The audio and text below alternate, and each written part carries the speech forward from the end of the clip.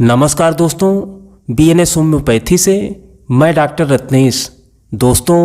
जब रोग एकाएक हो, खासकर जब सूखी ठंडी हवा लगकर रोग का प्रारंभ हो, ठंडक महसूस हो, सिर दर्द, आँखों से पानी आए, छींके आए, सूखी खांसी हो, बार बार बेचैनी तथा भय हो और रोगी को खुली हवा में अच्छा लगता हो, तो होम्योपैथिक मेडिसिन एकोनाइट बहुत ही अच्छा काम करती है।